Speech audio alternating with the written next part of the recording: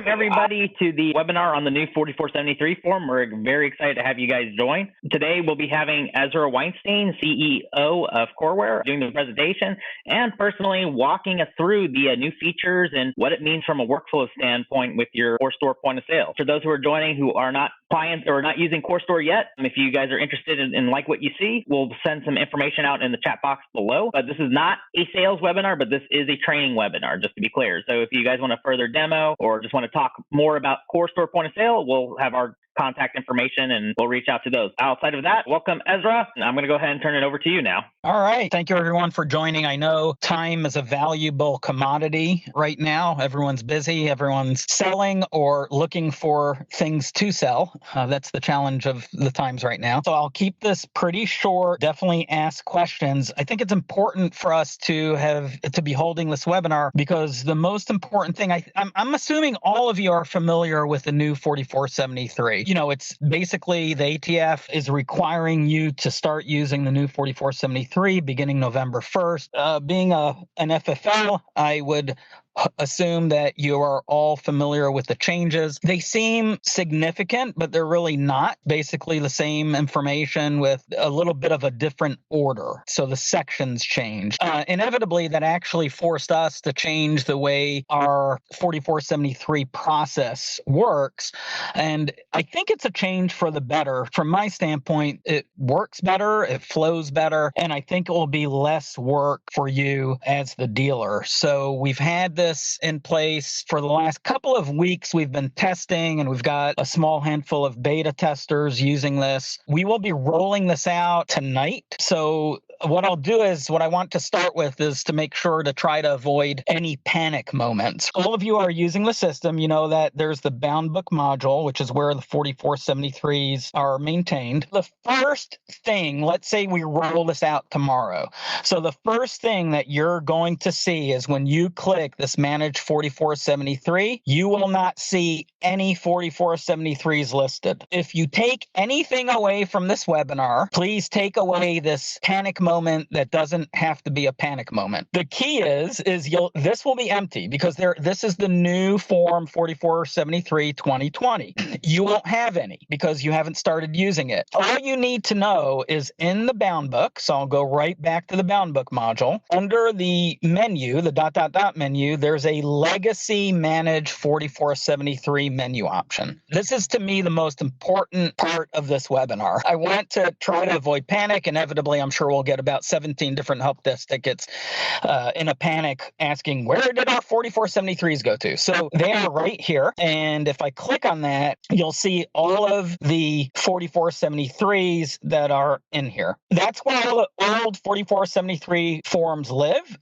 They will always be there. You will always have access to the Legacy Manage 4473. In your kiosk mode, the kiosk for now until November 1st, it will work. And your old link to the kiosk, so if you've click on the fill out 4473. In the new system, this actually will pull up the new 4473, and I'll show that to you in a second. We are keeping the legacy one. The legacy is, again, the old 4473, and that will be available till November 1st. Unless we hear otherwise, we plan to remove that menu option November 1st, because by law, you are not allowed to fill out a 4473 using the old form starting again on November 1st. So this menu option is only going to be alive for the next few days. So it's your choice. If you want to keep using the old 4473 till November 1st, you can, but legally you're allowed, and you have been allowed to use the new 4473 for a couple of months now. I think maybe as early as July. So again,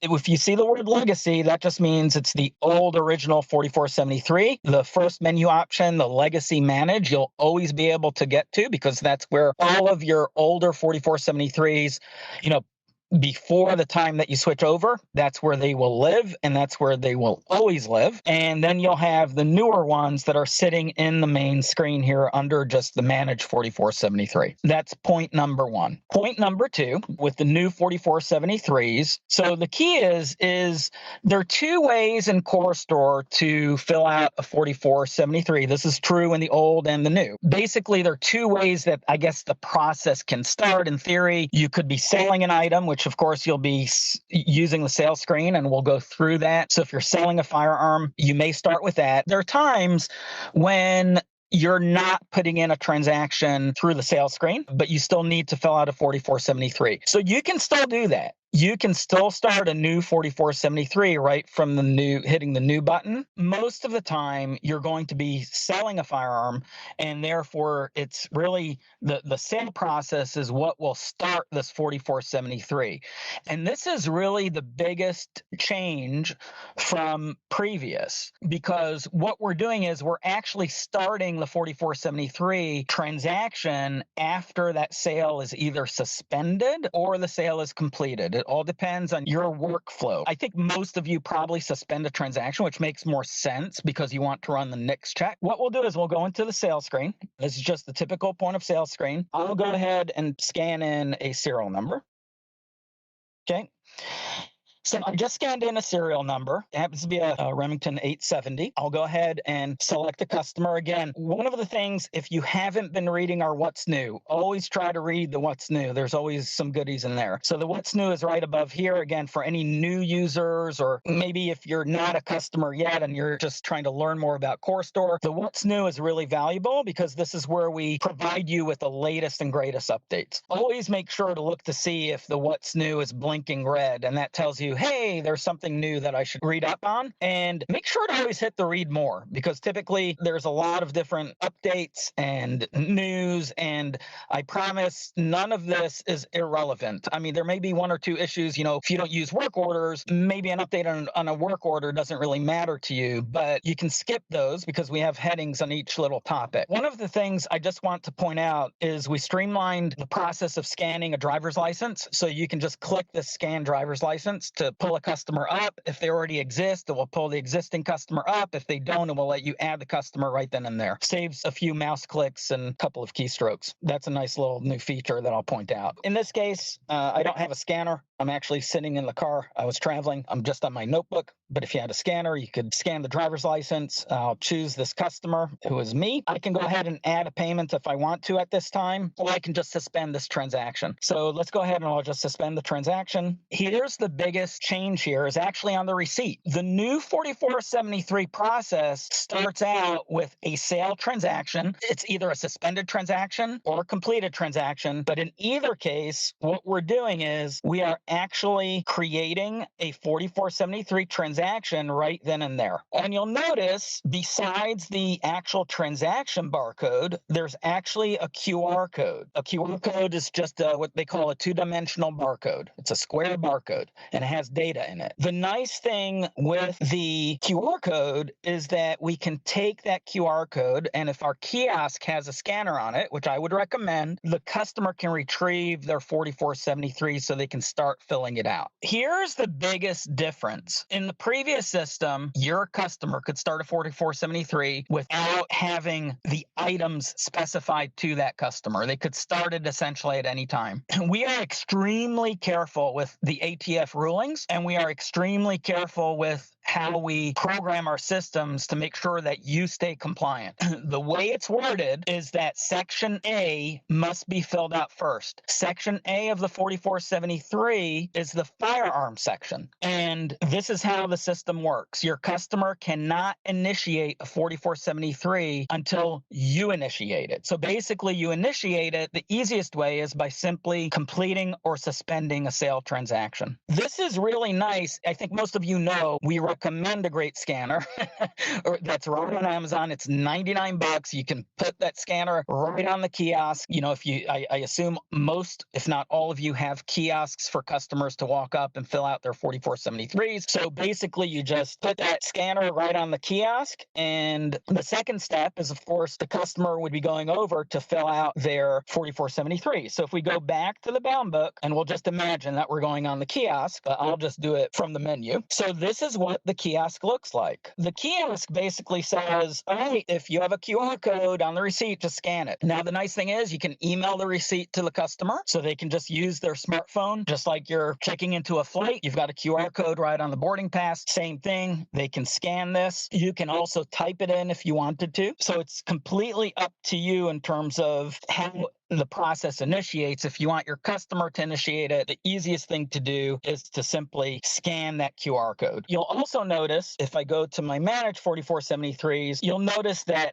I've got a new 4473 that was created today, and here's my last name. The way we work it is I can also just type this in, which is basically the 4473 transaction number and the person's last name, and it has to be spelled correctly. At this point, to fill out the 4473, it's the same process. Your customer just fills out. There's no difference in terms of the actual process. There are, a couple of questions that might be a little different. The ATF has become maybe a little liberal in their process and have given us some extra options on gender. There are a few differences here and there, and they fill out the 4473. And again, at this point, you have access to the Section A, which of course has my Remington 870, and if for some reason you need to go in and change anything, you can. If you need to add a firearm, you can.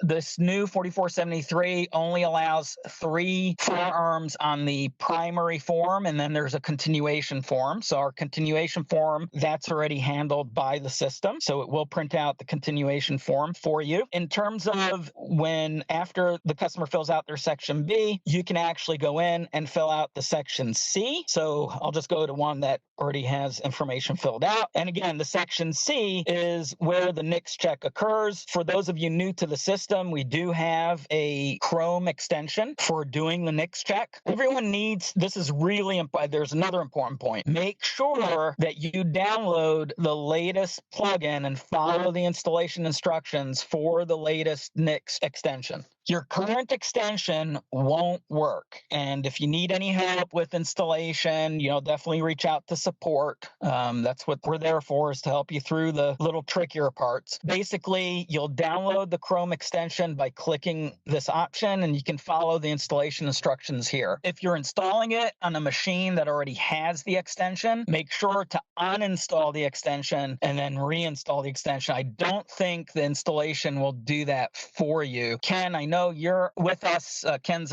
our lead programmer for any of our ATF bound book programming. And just to confirm, Ken, on the extension, they do have to manually uninstall it first. Is that correct? Okay, Ken, just chime me a yes. So really important, and this is good for my support staff. I know some of my support staff is on the line. Make sure we uninstall the extension. Again, it's good to start doing this when we launch it. Again, I'm planning on launching it tonight to everyone, unless we hear anything else from our beta testers. But if we don't hear of any other issues, you will be seeing this tomorrow. Again, the current extension will work with the legacy form, but if you start using the new form, you have to install the new extension. Again, once the customer fills out their Section B, you'll just go through the normal process. If there's a delayed signature, you'll fill out Section D, and then, of course, Section E has your information. They just move things around. So you can just enter a 4473 if you want to go through the whole process just to test. You'll be able to see all of the changes. Again, I'm guessing most of you know the changes that have happened probably better than me. I don't need to waste your time on any of that. Basically, the rest of the process remains pretty much the same way it has been. The screens are slightly different, but other than that, you'll see again, our managed 4473, it still works the same. You still have some actions. You can invalidate, you can archive, you can flag a 4473, you can show the summary of the 4473. You have all your searching capabilities. So all of that hasn't changed. The really big changes are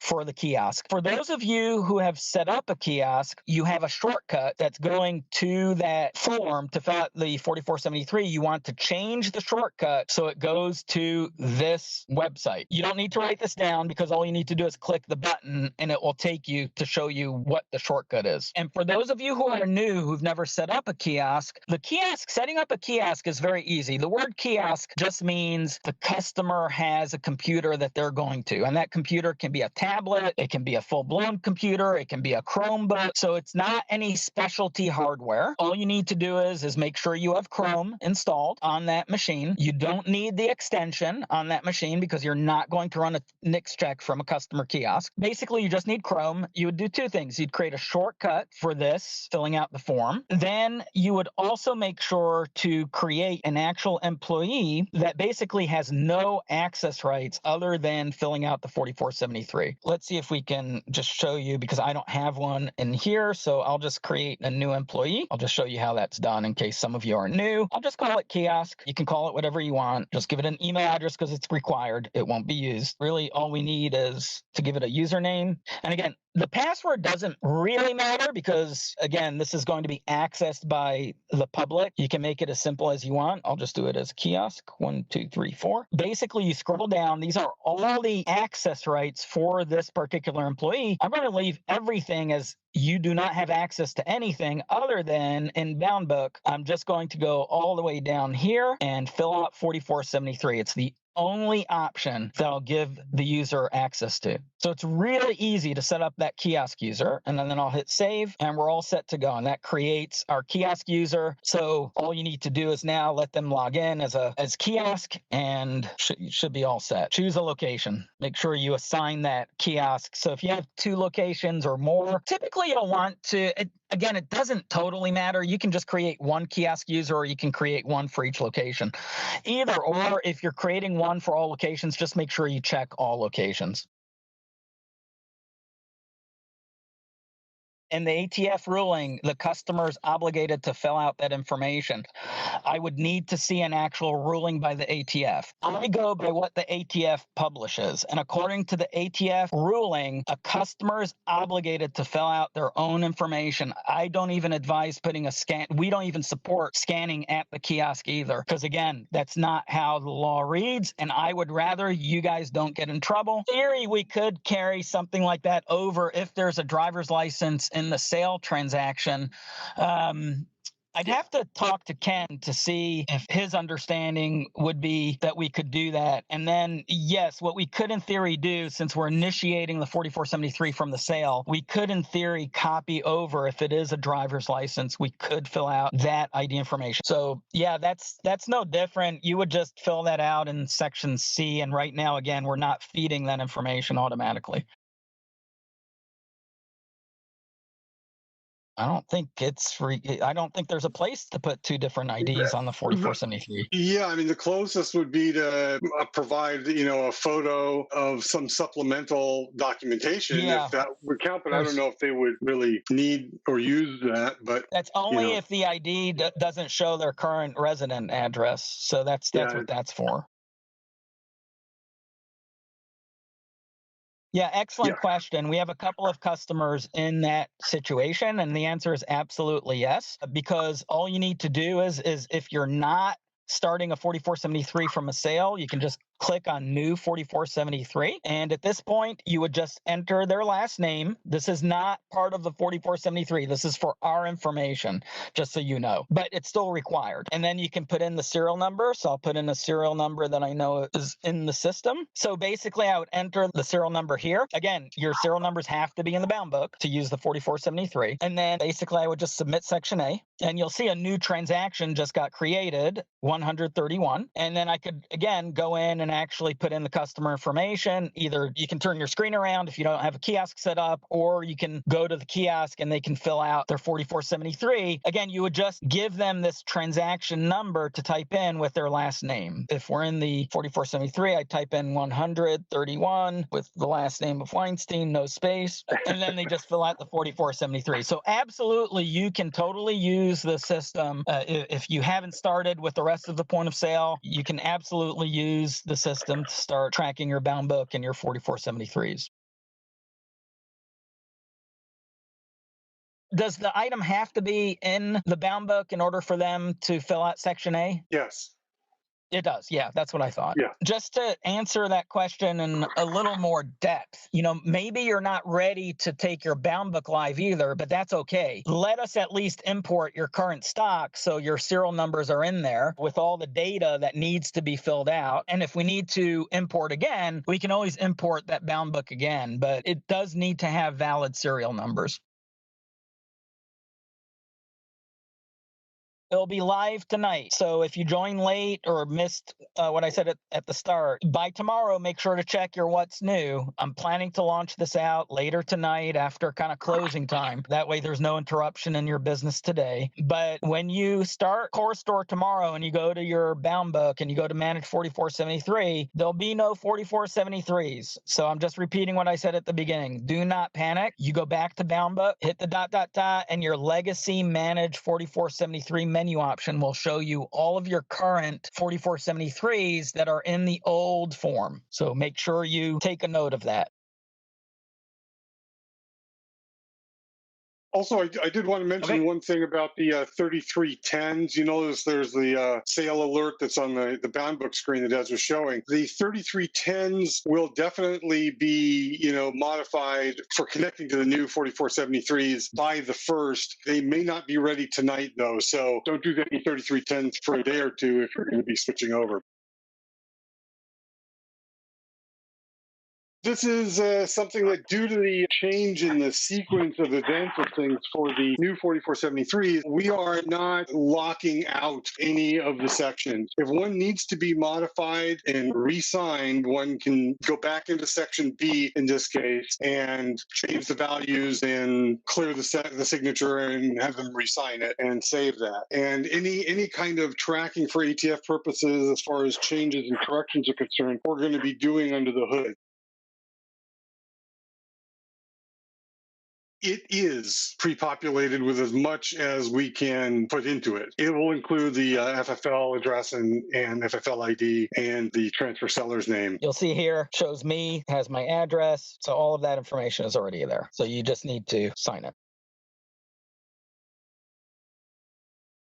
The system already does that. If you're not able to get it work with yours, just put in a help desk ticket. You got to make sure you download the Nix plugin for Chrome in order to take that information and kind of populate over. Yeah, and the information is right on the Manage 4473 screen. There's installation instructions that you can just jump to, and it tells you exactly how to install the extension. You can actually download the extension right from the screen as well. Just click the link below or to the side. It depends on your resolution. That probably won't work with the tablet, with the plugin, I would think. Is that correct, Ezra? It depends what operating system the tablet's running, but if you're running Chrome, maybe you can guess at this. I know we neither of us have tried it. There's already an answer on the chat. EVT answers Chrome extensions do not work on the tablets. You have to use a Chromebook tablet for it to work, like a Lenovo Duo tablet. Yeah, so that's not a limitation by us. That's obviously a Google limitation.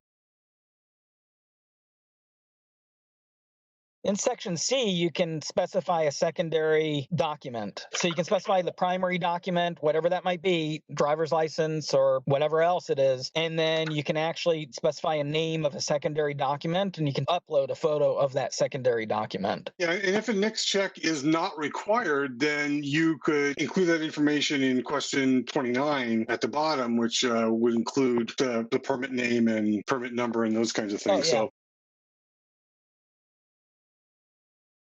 yes, you can take payment in full. We used to have to do a penny workaround to be able to suspend a transaction. You don't have to do that anymore. So as soon as you scan the serial number, you can suspend the transaction, or you can still take a full payment. You can hit credit card, add payment, and then when you go to suspend, as soon as I hit special order, or whatever name of a suspended transaction type you want to give it, it will suspend the transaction with full payment. So you don't have to worry about the penny anymore. So you're saying to to special order? Whatever you typically suspend it to, it will allow you to put in a full payment on any suspended transaction type. For those of you who are new to coreSTORE, you can create your own suspended type. In the store configuration, you can set up your own. There are a couple of built-in ones: special order, work order. You don't want it to be an estimate. It's not an estimate because you want to commit the inventory. But you can create your own suspended types. No matter which suspended type I choose, it will let me take a full payment and it will process the full payment. It will not complete the sale until you complete the sale. So basically, I'll take cash, for example. I'll just do it by cash because I don't have a credit card machine connected. So I'll remove the credit card payment and add cash. And then I'll go to suspend. And again, I'll just suspend it as a special order. Okay. And that will create the 4473 transaction. It will create this as a suspended transaction. In this case, again, it's a special order. And then I can go back very easily when they're done and they finish their 4473. I can just unsuspend the transaction and I'll just pull up the last transaction, unsuspend it, and then I'll just complete the transaction. It's already paid for, so I can just complete the sale. So no payment necessary because they already paid for the transaction. The penny trick is no longer necessary, and it was a bit of a headache. If this webinar was useful and you want us to do more training webinars, give us some feedback. We're more than glad to hold these on a regular basis if it seems beneficial. We felt this was important just because it's a pretty big change and we want to make sure to avoid too much confusion out there. If you can like us on the social media, we'd appreciate it. We'll definitely return the favor. We're trying to do a lot more on the different social medias because I know different people like different ways of seeing news. So we're trying to get better at keeping everyone up to date on what's happening. There's a few other announcements that will be coming in the next couple of weeks. I've got a couple of minutes just to let you know. We will be releasing a low-end e-commerce solution. This is not meant to compete with AmmoReady. It's literally just a Wix competitor that has e-commerce. So if you do have a website, or maybe you don't have a website and you just want a web presence and you just want to show your local inventory, you're not interested in distributor feeds, that's coming very, very soon. We already have a couple of customers that are testing/using it. They'll be part of coreSTORE. So again, there'll be different levels of licenses, but if you just want a web presence and you're paying the $99 a month, you'll have that built in. There's no extra cost and you'll be able to feature up to 100 items. If you need to feature more items it's $149 a month total, not in addition. You could feature up to 2,500 items, and then unlimited items will cost $199, which gives you unlimited registers, unlimited items, basically kind of the unlimited everything plan. But again, this is not competing with anything like our enterprise e-commerce, which will now be known as CoreForce.